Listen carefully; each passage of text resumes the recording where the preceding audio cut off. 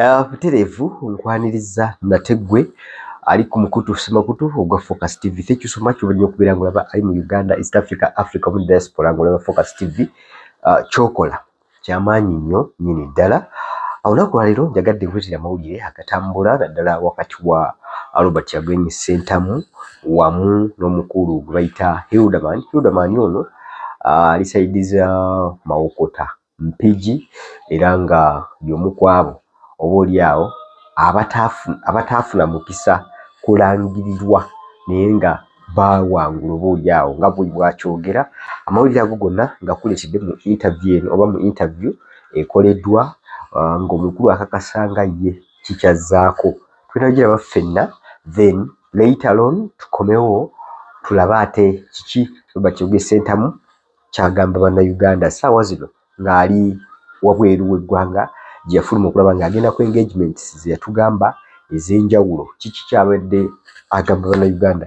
Tova ku Focus TV kasooke tulabe Hildaman na biki byalina eri Amelia Kyambadde. Amelia Kyambadde yalangirirwa mu kalulu kano nga kitegeeza nti mu kalulu kano ebirumira byali bingi bonna ng'obulu bw'emitala emirala wa district endala bwe bwali kyekyali Empigi. So njaga tusooke tunuulire story ya Hildaman abadde ku TVM ya BBS ng'agezaako okuttaanya biki ebiriwo naki kyazzaako. Tova ku Focus TV katugirabe. Twabadde mu mativu era tulabye nti oli mu nteekateeka bintu biggwere mu mbuga z'amateeka. Kiki omukyala yakkuba olemeddeko? Kigambo yakkuba kikyamu. Omukyala namukuba ogwokubiri ate si kumukuba bukubi naye namukubira ddala ne munoza nti namusinza obululu obusoba mu kanaana mwe mutegeka enkuuka. Abantu nga batandise okuyingira awo mu lubiri lwa Ssaabasajja ne bagamba nti baakayingira kanaana olaba nga bajjudde. Kati namukuba n'obululu kanaana and above. So system yaffe ya Electoral Commission muyina okusoomoozebwa nti oli abeera ne proof because ebyobululu si kugenda gamba nti waguze ekintu bakusabe risiiti. No, ababa bakuwadde obululu babeerayo. Kyova olaba nze nawangula era ku mikolo gyendi era oli agenda n'abeeraawo nga yawangula naye nga tasobola nafuluma nnyumba ye abeereeyo ku nsulo. Olimba nawe ompulire muntu asobola okwekumira wakanga yawangula akalulu. Kaakati ngenda kuwa example.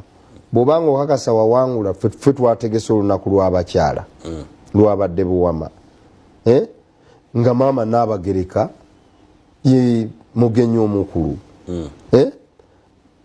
Nze ndi mwami naye nga wawangula akalulu bulungi maama Naabagereka ng'ali eyo Buwama n'otagenda kwesudiyamu.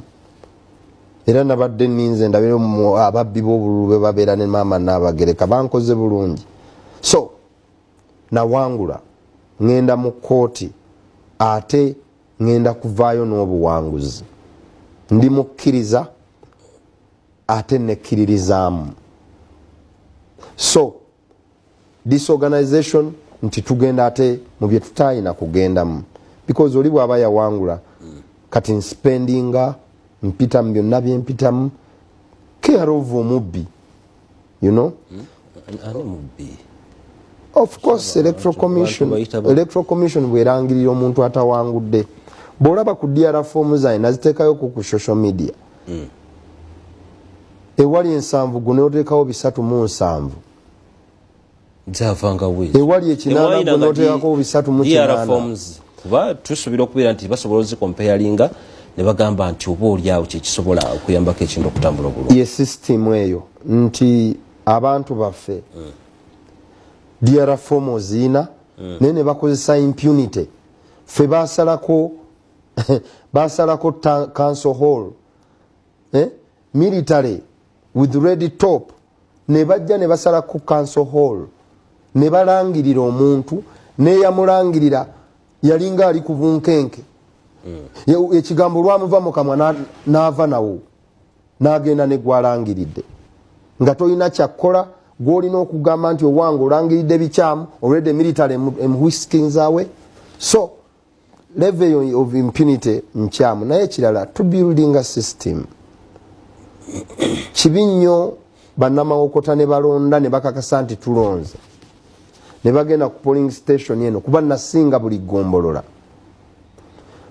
naye ne bagamba nti ate asinzeeyo ggombolola n'emu ate ye yawangudde kyennyamiza ate ng'ekikulu batugaya eriiso ly'omukulu ewaddugala we wakola ki abakulu baffe bajjajjaffe abo batutadde mu kifaananyi eky'okutyoboolwa nti abaali bawadde ekitiibwa tebatulekedde kintu wabula ate okubajjako ekitiibwa kubanga nza muntu gwe balangirira badde muwa ekitiibwa kyamaanyi naye trust me ne bwayitaawo nsobola omugamba ekigambo n'atya why because she's not worth my ekitiibwa now obba otya akalulu ng'ate nkuwa ekitiibwa come mu competition omuntu gweyogerako si yeyerangirira kaali kakiiko k'ebyokulonda kasinzira batugamba nti kasinzira ku DR forms n'ebyava mu bitundu ebyamayenjawulo ne basinzira oku ne balangirira sebo tuli wano kati ye wakati awo bwe wabeerawo ssente ne zigwa emitwalo 10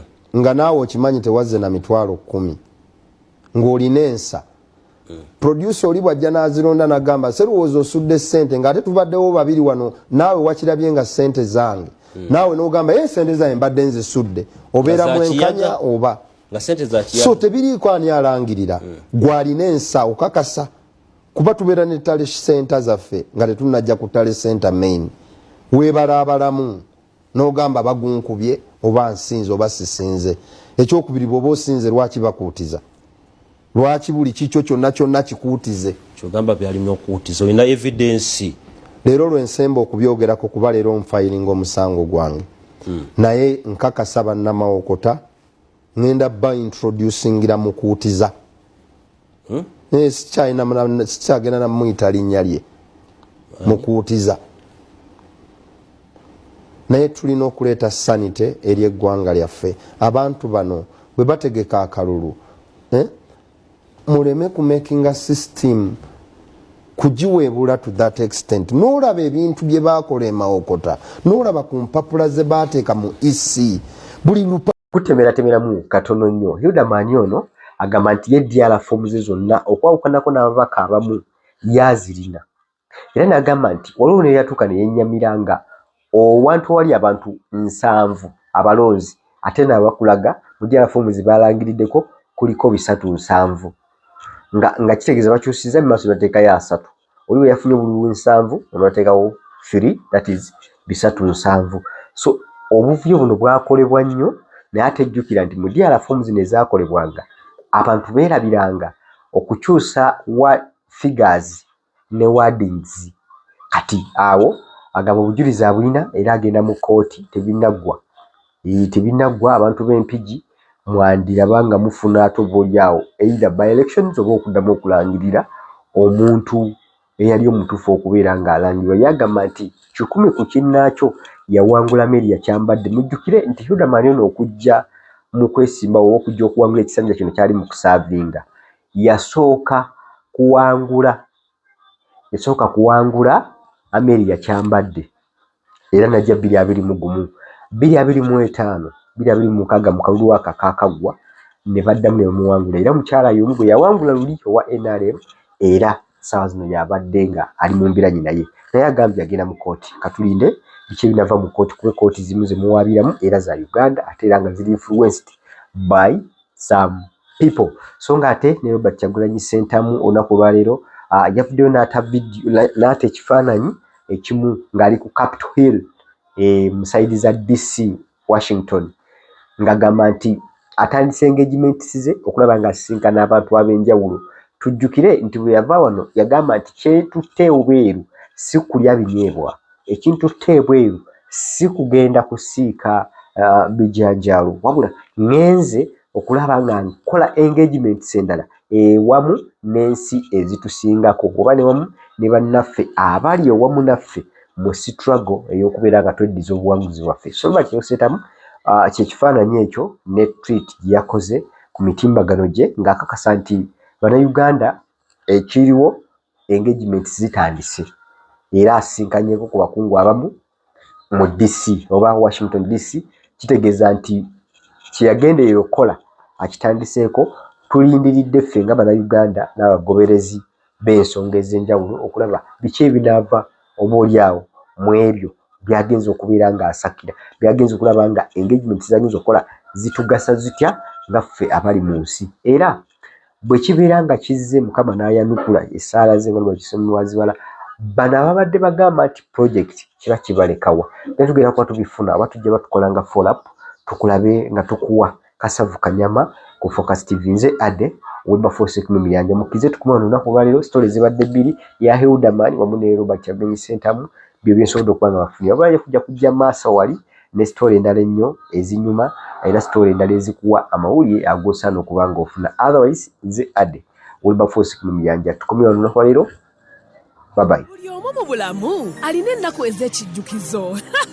Kati nno Focus TV yange bazze okufuula ennaku zo ez'ebyafaayo, bakwata vidiyo n'okkuba ebifaananyi ku mikolo gamba ng'okwanjula, embaga, graduations, okukyala. Bano nno tebakoma okwo, aba Focus Group yange bakuguka mu kutimba, bakola keeki wamu ne juice omuwoomu.